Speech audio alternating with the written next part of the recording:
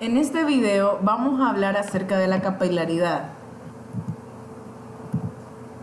La capilaridad es una propiedad de los líquidos que depende de su tensión superficial, la cual a su vez depende de la cohesión del líquido y que la confiere la capacidad de subir o bajar por un tubo capilar. Los tubos capilares son tubos en los que el diámetro de la abertura es muy pequeño.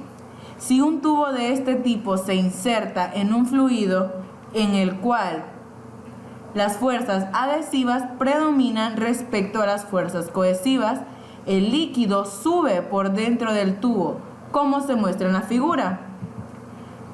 Un líquido sube en un tubo estrecho debido al fenómeno de capilaridad, una consecuencia de la tensión superficial y de las fuerzas adhesivas. La subida del líquido en el tubo se explica en términos de la forma de la superficie del líquido y en términos de los efectos de tensión superficial en el líquido. Para estudiar la capilaridad, tenemos que empezar de la tensión superficial, obteniendo la ecuación que Y es igual a fuerza sobre la longitud.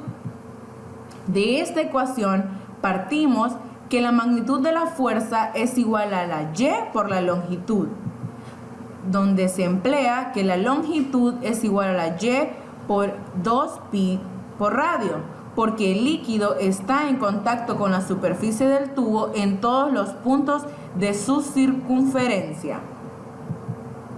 La componente vertical de esta fuerza debida a la tensión superficial sería: la fuerza vertical es igual a la Y por 2pi por radio por el coseno del ángulo. Para que el líquido del interior del tubo capilar esté en equilibrio, esta fuerza ascendente debe ser igual al peso del cilindro de agua de altura que está dentro del tubo capilar.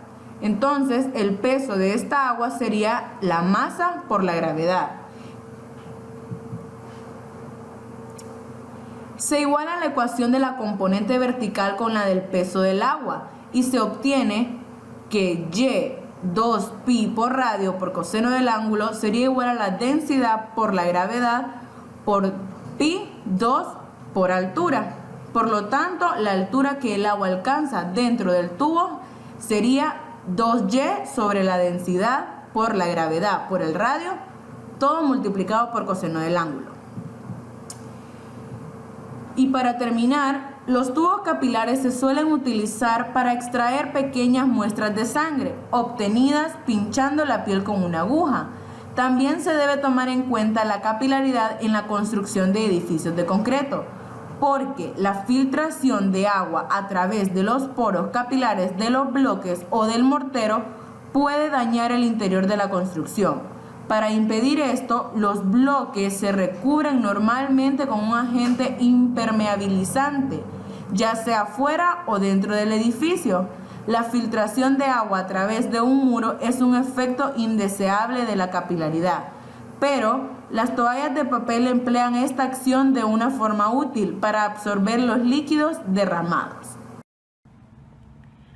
Vamos a desarrollar un ejemplo de capilaridad para que entendamos mejor el tema.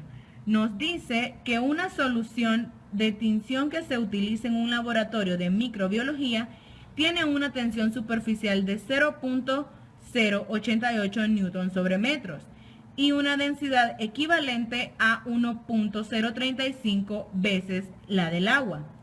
¿Cuál debe ser el diámetro de un tubo capilar para que esa solución suba a una altura de 5 centímetros?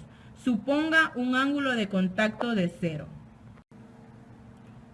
Vamos a empezar convirtiendo los 5 centímetros a metros.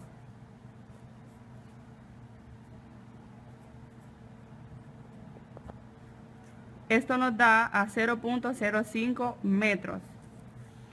Luego vamos a utilizar la fórmula de altura que nos da en el tema de capilaridad, que es altura es igual a 2y sobre la densidad por la gravedad por el radio. Todo esto multiplicado por el coseno del ángulo.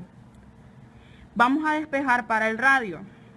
Radio es igual a 2y sobre la densidad por la gravedad por la altura por el coseno del ángulo. Sustituimos los valores. 2 por los 0.0888 newton sobre metros, que es la tensión superficial, sobre la densidad, que nos dice que es 1.035 veces de la del agua. Para saber la densidad vamos a multiplicar la densidad del agua, que son 1000 kilogramos, sobre metros cúbicos por los 1.035. Esto es igual a 1035 kilogramos sobre metros cúbicos.